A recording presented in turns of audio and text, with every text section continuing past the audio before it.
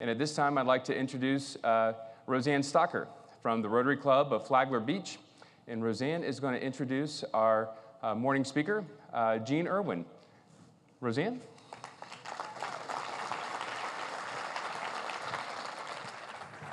Good morning, everyone. It's a great pleasure to introduce Jean Irwin this morning. Jean is a retired teacher of the deaf from Reno, Nevada. She has taught in grades preschool through 12th grade in 12 different schools. Jean was an ambassadorial scholar in 1989. She speaks to many Rotary groups about the long-term effects of investment in the foundation. The ambassadorial scholarship Jean received allowed her to do research into reading and deafness 22 years ago, which earned her a master's degree from Nottingham University in England. After this education, her students broke what is considered to be a glass ceiling for the deaf and achieved high levels of reading. One of the most important roles that Jean had was a grassroots coordinator for the passage of a legislative bill to make the testing of hearing mandatory before a baby leaves hospitals in Nevada. Nevada moved from 36th to 8th in the nation for children tested at birth for hearing loss in just 2 years after that bill passed, resulting in the early intervention that is so critical to language development. She now is District Literacy Chair for 5180 in the Northern California area. Her focus is one-on-one volunteers to teach children to read, and she was an advisor to Playmakers, a football camp, which has a literacy component. A member of the Rotary Club of Folsom, she is the counselor for the club's Rotary Youth Exchange student from Belgium named Audrey. After what she learned on the scholarship, she was chosen Reading Teacher of the Year in 1992 by the International Reading Association. Jean received the Best of Education Award awarded by the Reno Gazette-Journal, her local newspaper, back in 2009. In 2009, she also received the Service Above Self Award from Rotary International. She has spoken to over 300 conferences for both Rotarians and teachers of the deaf about what she learned as an ambassadorial scholar. Jean is the mother of Kent, age 23, who is at this moment on an excursion to South America, where he'll stay with contacts made in Rotary, and also a daughter, Katie, 28, who is a flight attendant for Delta Airlines. A little known fact about Jean is that her exercise is to hula hoop, and she has used her hoop to represent the Rotary wheel in a speech about women in Rotary. Her husband, Dave, is currently president of the Rotary Anns of the Folsom Rotary Club, the first and only male in this Rotary spousal support group. So please join me in giving a warm Rotary welcome this morning to Jean Irwin.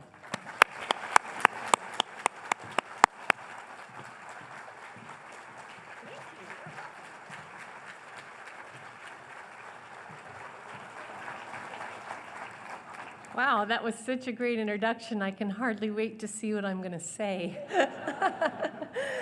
Thank you so much. And Jennifer Jones, always good to see you. Well, I don't know, I can't see you. There's all these lights up here. But that was a great, rousing Justin Timberlake start to this convention. No, the start was last night. Oh, if you got who went to the Galaxy Games?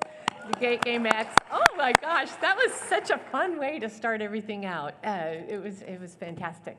I was an ambassadorial scholar, as you heard, and I usually like to start my talk the way things started for me in Nottingham. I arrived at I guess we call it Nottingham. We're very bilingual here. You know, we had the project, and then we had, Roseanne said Nevada. That's so cute. It's Nevada. So we actually are speaking East Coast, West Coast. So it's just, there's a piece of bubble gum down here. So if I'm going like this all the time, I think I'm stuck. So I arrived at the airport, at Gatwick Airport, and there was a man holding a sign, and it said Irwin. And I went, well, look at that. That guy has the same name as me. And he's so proud of it. And then I just kept right on walking. And so then I got this all called, Gene Irwin, come to the thing. And it's like, oh, he said, oh, that was you. He goes, yeah. So then we get to the car, and he was putting my luggage in the boot, you know, figuring out that language. And he said, well, you going to drive? And I went, oh, that's right. The passengers go to the other side of the car. So I'm in England. So then, just as we leave the parking lot, somebody ran in front of the car, and he jammed on the brakes, and he said, stupid Pratt. I said, excuse me, what did you say? He said, Pratt, P-R-A-T-T, idiot. And I said, that was my maiden name. So that was my very ambassadorial start. And then just soon after I got there, I got a telephone call, and they said, we would like you to come to our foundation dinner, and we would like you please to wear your native costume. So my outbound counselors had not warned me that I would be asked to bring a native costume. And there were 4 of us foundation scholars, Rotary Foundation scholars on the Nottingham campus at that time. 2 were Japanese, so they had that whole kimono outfit going on. And then there was a guy from Texas, and he had a big 10-gallon hat. He only really had a 5-gallon brain. He was a lawyer student. But anyway, so he had this big 10-gallon hat, the belt buckle, the boots, and I thought, well, okay, now I got to make something up for Nevada. What's most well known about my state? So I thought, well, we are uniquely the only state in the union that has legalized prostitution. So I just went as the closest thing I could think of and went as a U.S. congressman.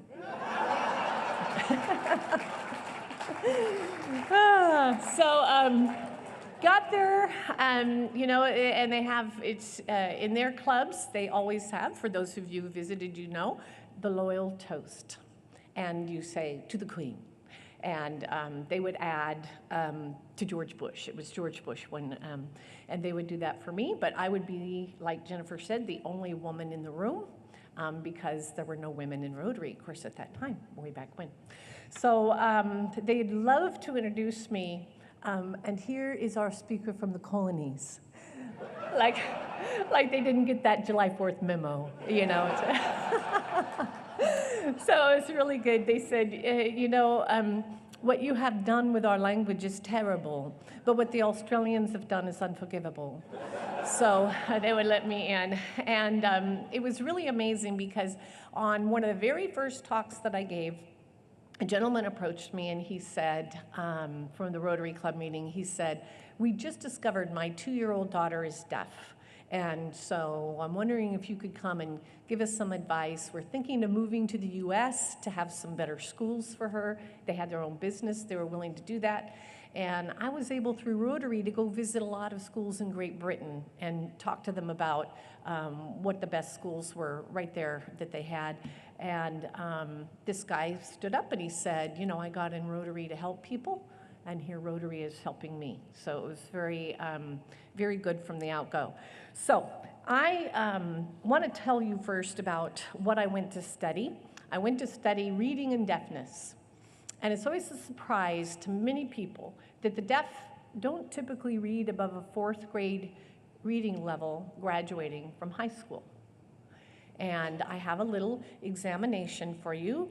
I'm going to be holding up this card, and I do not want you to tell me the word that is written here. I just want you to shout out the color. Are we ready? Okay. Very good, boys and girls. Green. Oh, oops. How about this one? Black. Good for you. Yeah, this is a little ambiguous, I know. And I have to do, you know, some people said red, some people say orange, and in a very foo-foo club in Marin, California, they said salmon. So, anyway, this is the fact that in order to say green, you had to overcome your mouth. Because as soon as you saw this word, you formed the R. We call it a very bossy language. For speech therapists, it's a very bossy letter. And so your brain wanted to say red because you heard red in your head. So to say green, you actually had to kind of swallow everything down. That's because this is a sound symbol system. We actually learned to read by sounding words out. You already knew the color red when you went to school. And then somebody told you these symbols are red. Oh, when you put those sounds together, that is red. What if you don't hear? This is not advantageous to a person who has no hearing. That's why the deaf cannot read. They don't sound words out. The blind read to the level of their sighted peers.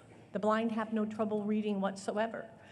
But the deaf don't read above a 4th grade reading level. And I always have these kind of confused looks from people, and they say, wait a minute, so the deaf can't read, but the blind can read. And it doesn't make sense. And I always explain to them, you know what, if life made sense, men would ride side saddle.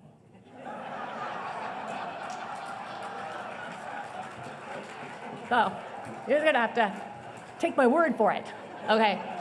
I can read. So, I was already a teacher of the deaf for 7 years, and this is the thing that we do, is we try to do a lot of workarounds, like how do you get knowledge into a person when they can't read?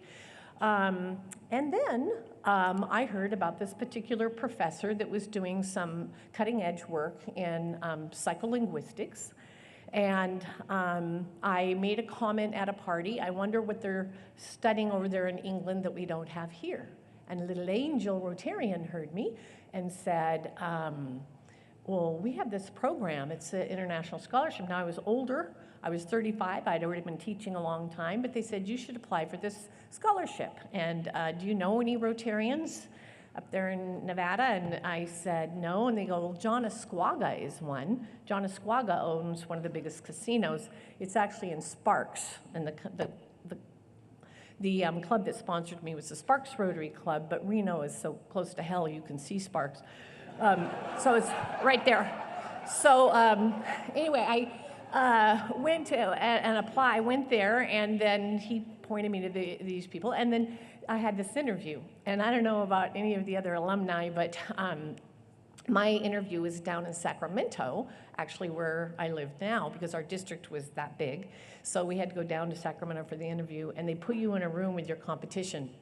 And so I enter this room, and I see this gal sitting there, and I go, oh, hi. Oh, gosh, this is just, I told him I didn't want the lavalier mic because my hands go like this all the time. Working with the deaf, it's really a thing that's difficult.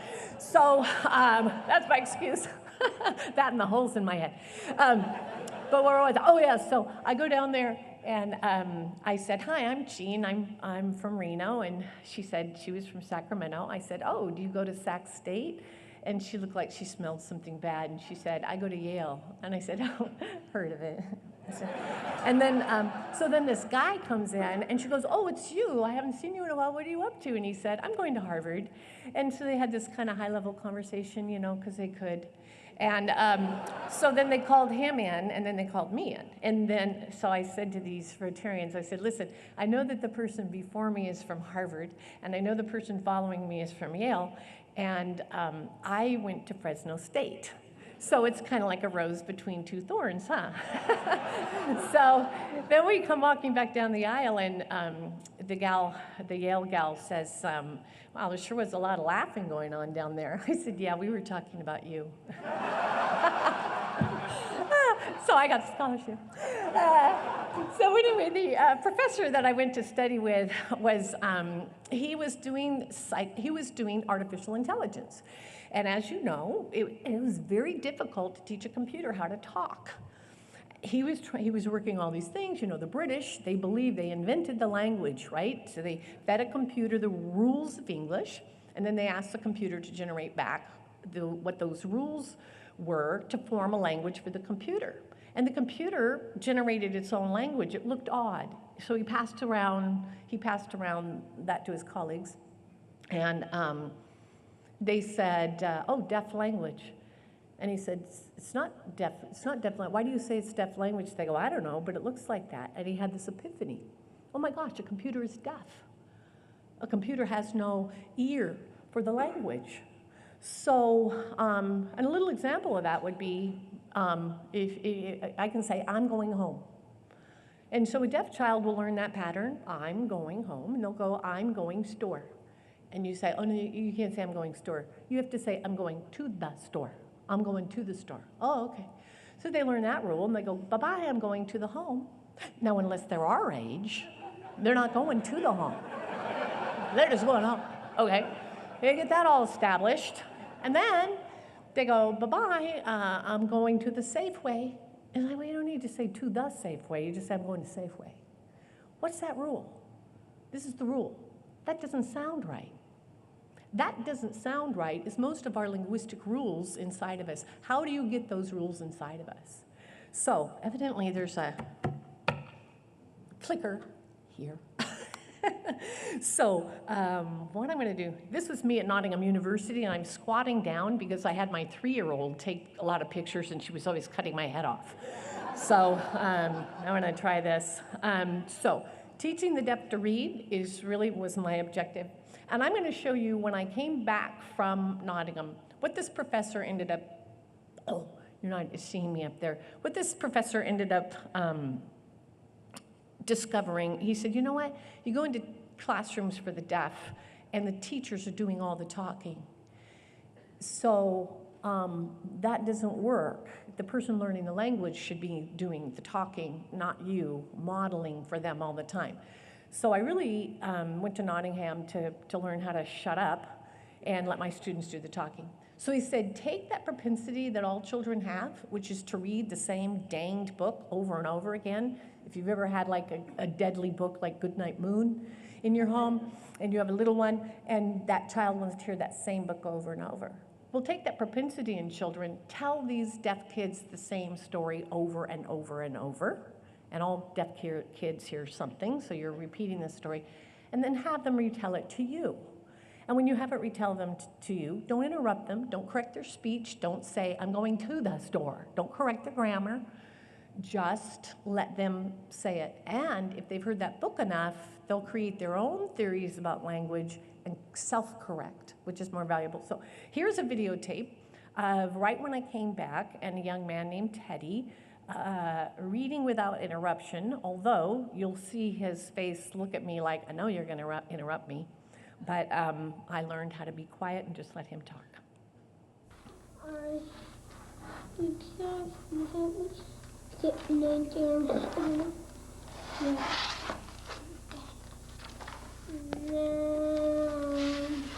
No, I don't want it. It's too small. No, I don't want it. It's too big. No, I don't want white. No, I don't want black. It's too dark.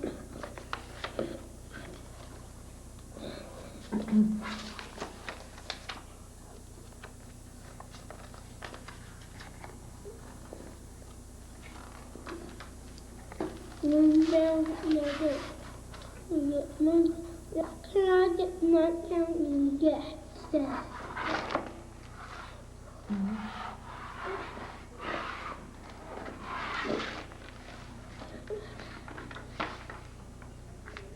Moon going up sky. Yes.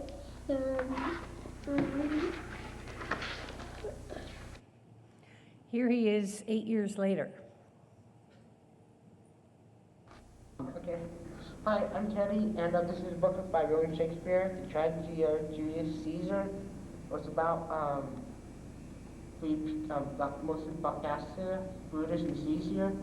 And Cassius and Brutus planned a conspiracy with other people to kill Caesar because he wanted to become in power. And it ended up by Caesar's servant, Mark Antony, took the opportunity in power and took control, and ended up that Brutus and Cassius died in the end. It was kind of weird. Yeah. Okay. Yeah. Good summary of Shakespeare. It's kind of weird. My students, in just 9 years of using this method throughout the years, jumped from a 4th grade reading level graduating from high school to a 10th grade reading level graduating from high school. That is the impact of the scholarship that you gave me. So these kids also went to college. Only 5% of severely to profoundly deaf kids can go to college because they're not literate enough to graduate, typically. 80% of my students have graduated from some college. Teddy ended up going to a community college in construction management, and now he works in construction, and purchased his very first home at age 19 by some railroad tracks, but he said, doesn't matter, take my hearing aids out. Got a good deal on it, got a good deal. So that's Teddy.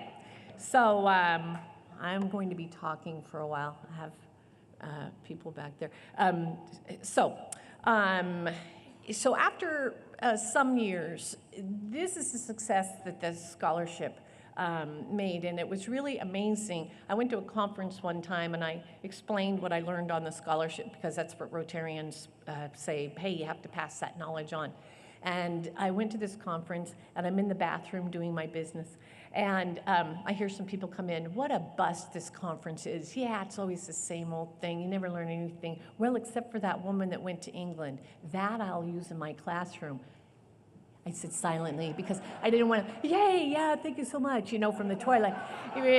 But anyway, that's a sincere compliment if you overhear it in the bathroom, I'm just saying. So beyond that, like I said, Rotarians are the next challenge. I finally got to become a real boy and join Rotary when they had an evening club that I could join. And they said, okay, that's fine, whatever you did with your students over the years, but you know, now you have to give back to that knowledge, and now Rotary owns it, and so what are you gonna do next? So I did get involved being Rotary chair, literacy chair, and I give this talk, let's just integrate literacy with everything we do. We do a lot of children's programs. We always have Santa come. Santa does not give candy canes, Santa gives books. Santa does not put kids on his knee and ask what they want. Santa reads to the children. We do not bring a Thanksgiving basket without books in it. So everything we do. So I was giving that little talk to a club, and so this gentleman came up to me afterwards and he said, I run a football program for boys. How do we integrate football and literacy? And I said, look, it's just a speech, you know. Well, let's, okay, I was gonna go in and out. So 2 years later, so we worked out a football program where he did the drills. They had these drills, for example, they were called fumble drills. So he would throw the football on the ground. The boys would tuck the football in. I wasn't very good about football, but I had a lot of coaching help. And so then they would read, the football would have a word on it like cave, and they would have to go up and tap out a word like rave that rhymed with it. So they were doing phonics, they just didn't know they were doing phonics, or a letter that began the same way. Or we held up football words like interception. They would have to read the word, and then they would pick the number of hurdles to go over that matched the number of syllables in the word. So we were breaking down words into syllables, doing phonics through football. And also, I trained the older football boys. The program was first grade to top 8th grade. And I taught the older boys to tutor the younger boys in the story retelling that I had learned in England 20 years before. And so it's like, don't interrupt the little ones. You read to them. You read the same book to them. They read them the same book for 5 days in a row. Then you have that child retell that story. Then you have that child try some of the words. So we did the same model. And this was a very low-income school. Most of the kids are reading below grade level. Most of them were reading way below grade level. And so here is Charles. And Charles is retelling a story like Teddy did, but Charles is not hearing impaired. Oh, I'm sorry. Tell me the story about Brad.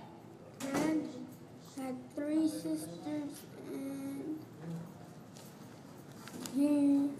he lost when his sister was older than him. And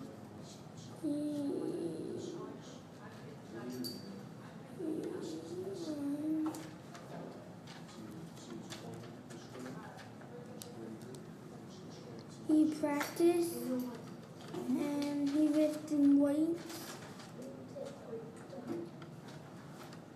That's it.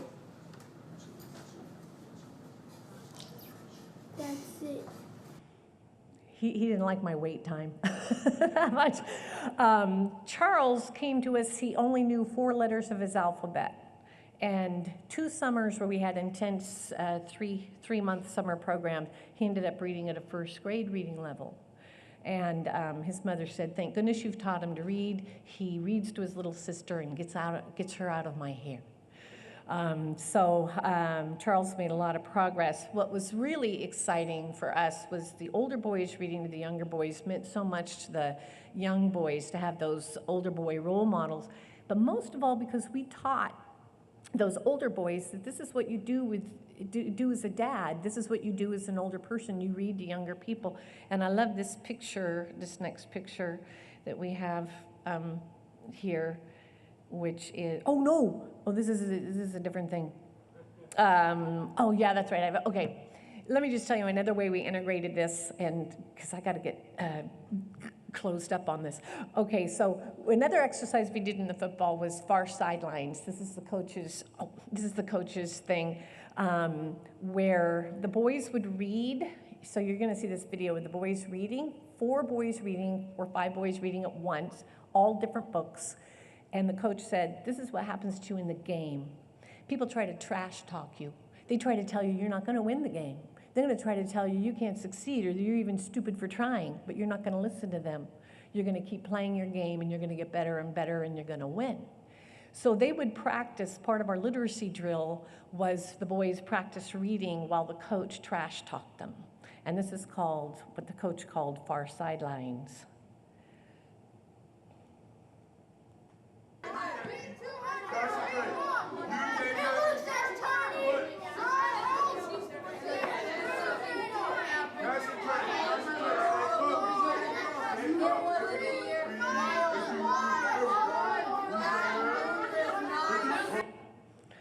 So those boys, I know, I love that. The coach came up with that idea. It was really a great collaboration.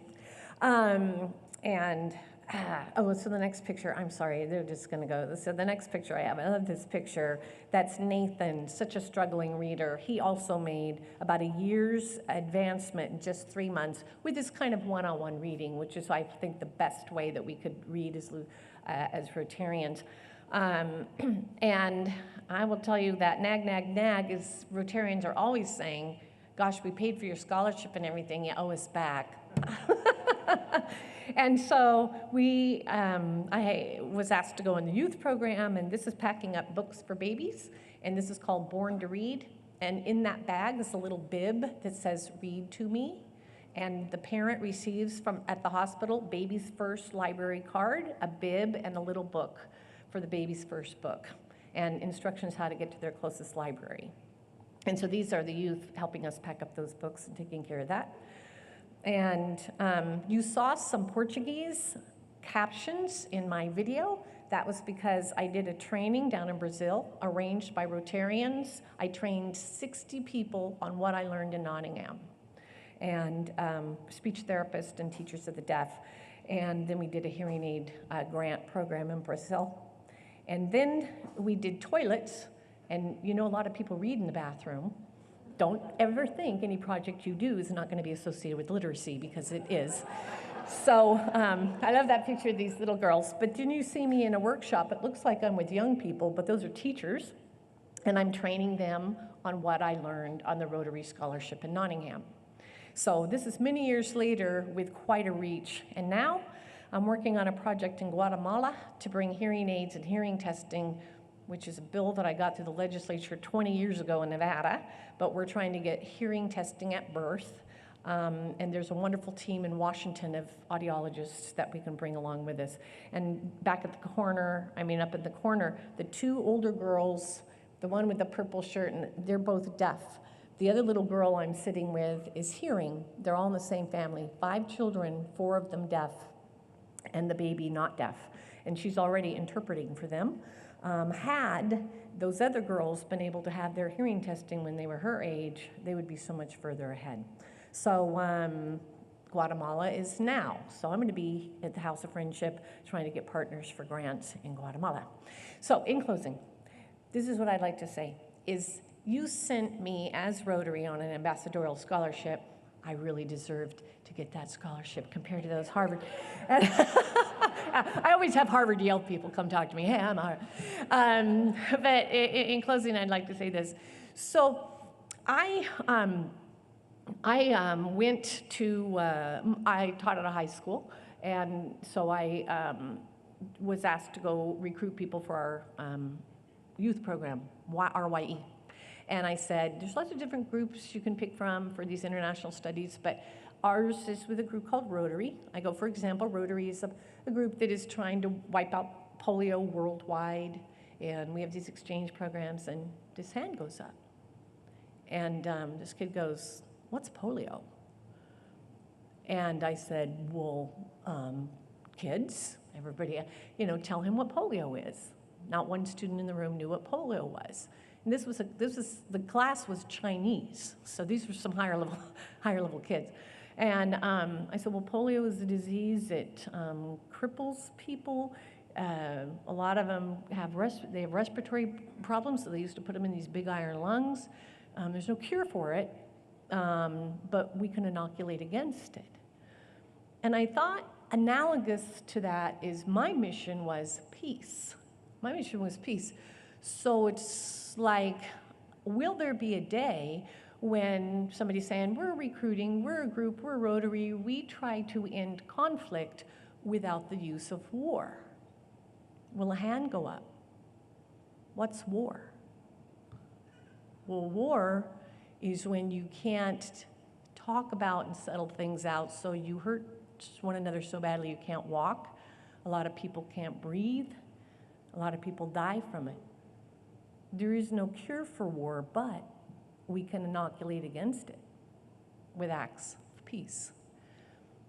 We can help out a father who just found out her daughter is deaf. We can bring water to people. We won't agree in everything, but we can agree that all children should be able to read. So through common cause, we can inoculate against war. And we shouldn't be so cynical that we sit at these meetings and say, what do you want us to do, create world peace? Yeah, that's what we do. That's what we do. So thank you, Marshall, so much for asking me here, and for Roseanne, who has been helping me out with a lot of different things. I enjoyed speaking to you this morning. Thanks. Thank you so much. Thank you for being here today. For you, 1 second, we have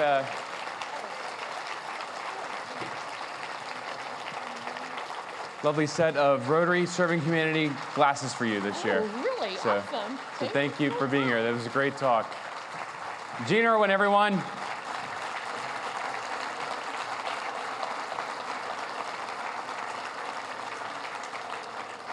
Just an incredible talk, and I know